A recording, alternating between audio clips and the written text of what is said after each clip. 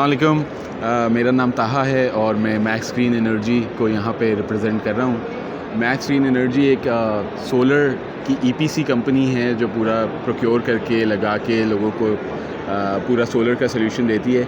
हम 5 किलोवाट से स्टार्ट करते हैं सोल्यूशंस और up to 1 megawatt industrial solutions भी करते हैं।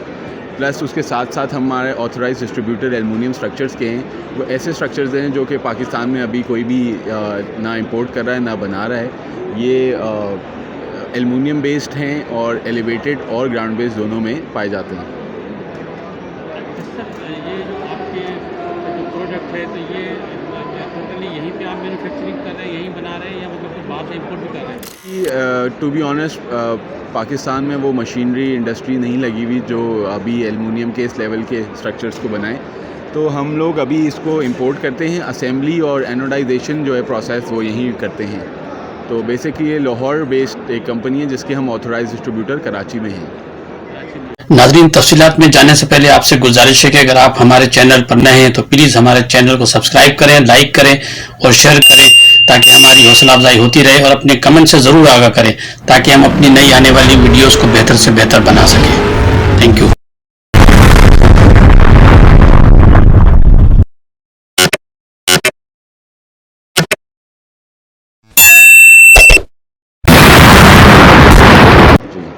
अच्छा सर, इसमें एग्जीबिशन में आप लोगों ने पार्टिसिपेट किया है तो उस वाले से क्या कहना चाहेंगे, क्या रेस्पॉन्स है और आपने फर्स्ट टाइम पार्टिसिपेट किया है, इससे पहले करते रहे? इससे पहले हमने कराची में तो पार्टिसिपेट नहीं किया, किसी भी एक्सपो में होते रहे पिछले साल से।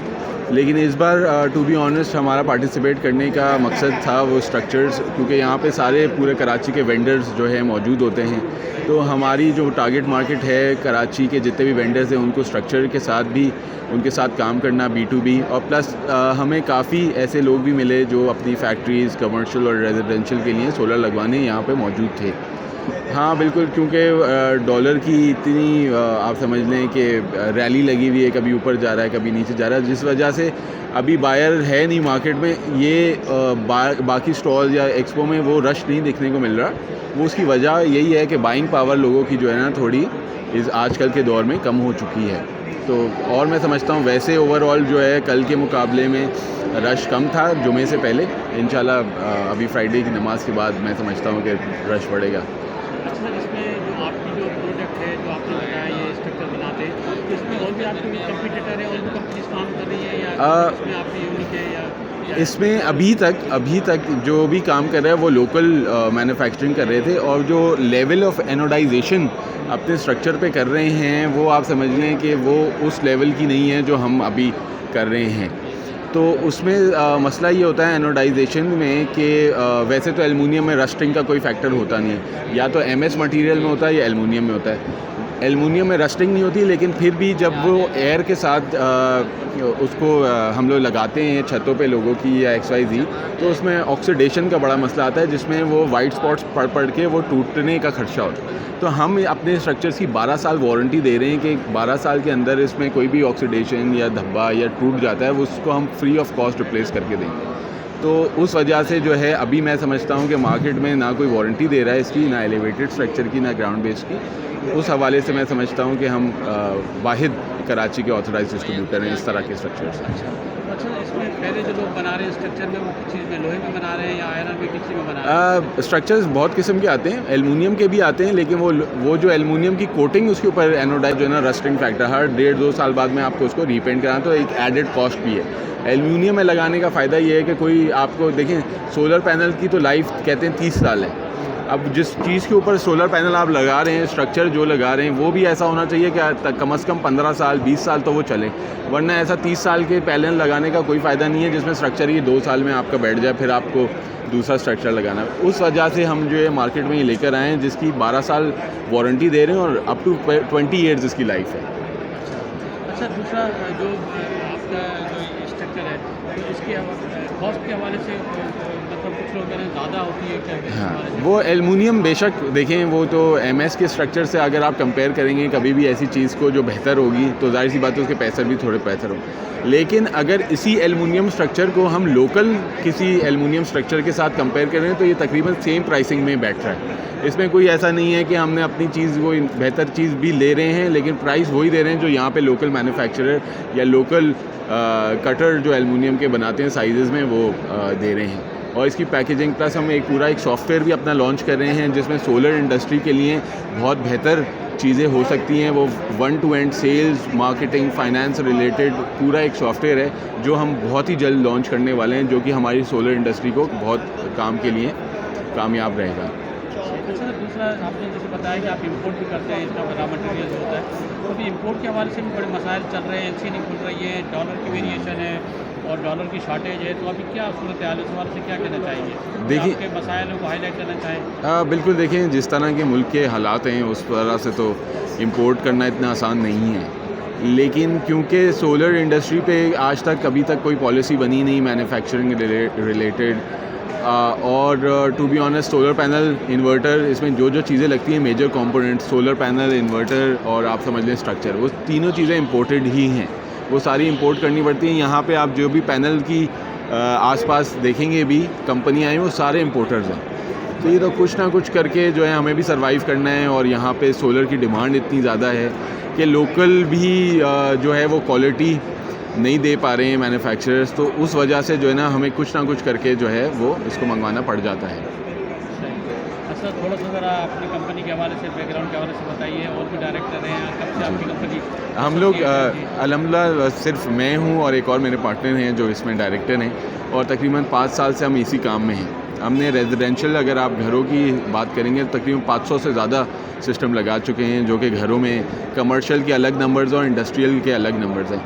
हमारा फोकस सबसे ज़्यादा जो है वो रेजिडेंशियल पे इसलिए रहा है क्योंकि इंडस्ट्री में तो आप समझ सकते हैं कि बड़े प्लेयर्स भी हैं, हम रेजिडेंशियल में वही काम करके दिखाना चाहते हैं लोगों को जो कि इंडस्ट्रियल वे में जो है जो क्वालिटी प्रोवाइड करें उसी तरह की। जी, हम लोगों का बजट भी कम होता है और लोग परेशान भी ज़्यादा होते हैं, घरों के बिल आपको आजकल पता है कहाँ से कहाँ चलेंगे, तो उस वजह से हम घरों में वो क्वालिटी दे रहे हैं जो इंडस्ट्री में कोई कंसल्टेंट या वो हायर करके जो देनी होती है। तो उस वजह से अल्हम्दुलिल्लाह हमारा रेफरल भी बहुत स्ट्रॉन्ग है।